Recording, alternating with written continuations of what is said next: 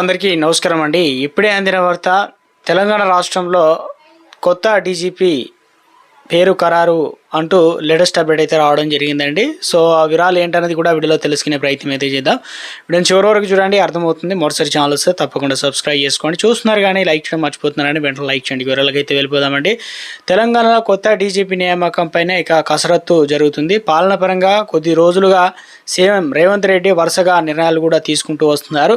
ప్రభుత్వ ప్రధాన కార్యదర్శి రామకృష్ణారావు పదవి కాలాన్ని కూడా మరోసారి అయితే పొడిగించడం జరిగింది. అదేవిధంగా ఈ నెలాఖరున ప్రస్తుత డీజీపీ జితేందర్ పదవి విరమణ చేయాల్సి అయితే ఉందన్నమాట. దీంతో ఆయన స్థానంలో కొత్త డీజీపీ ఎవరనేది పోలీస్ శాఖలో చర్చ జరుగుతుంది. కాగా ప్రస్తుతం కీలక బాధ్యతలు పర్యవేక్షిస్తున్న అధికారి డీజీపీ పగ్గాలు ఇస్తారని చెప్పేసి సమాచారం అయితే ఇక అధికారి వైపు రేవంత్ రెడ్డి మొగ్గు చూపే అవకాశం కనిపిస్తుంది. ముఖ్యంగా తెలంగాణ ప్రస్తుత డీజీపీ జితేందర్కు ఈ నెలాఖరున పదవి విరమణ చేస్తున్నారన్నమాట.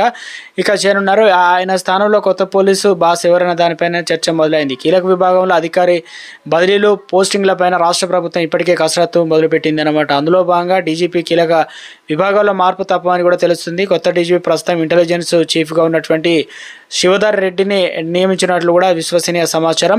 ఇక ఆయన స్థానంలో ఆర్టీసీ ఎండీ విసి సజ్జనారు నియమించే అవకాశం కూడా ఉంది. ఇక హైదరాబాద్ పోలీస్ కమిషనర్గా డీజీ సివి ఆనంద్ అవినీతి నిరోధక శాఖ ఏసీపీ అనగా డీజీగా బదిలీ చేసే ఆయన స్థానంలో అదనపు డీజీ ఏపీ శాంతి భద్రత మహేష్ భగత్ పేరును ప్రభుత్వం పరిశీలించినట్లు సమాచారం అయితే అందింది.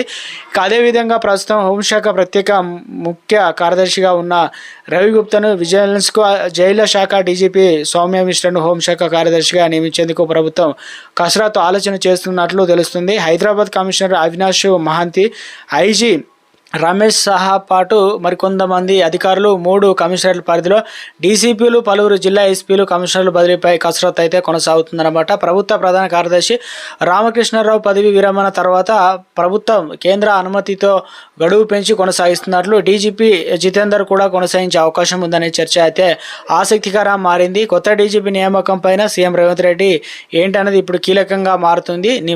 ముఖ్యంగా నిమజ్జనం తర్వాత పోలీసు అధికారులు బదిలీలు పోస్టుల పైన ప్రభుత్వం అధికారికంగా ఉత్తర్వులు అయితే వెలువడినట్లు అప్డేట్ అయితే వస్తుందన్నమాట, జారీ చేయనున్నట్టు.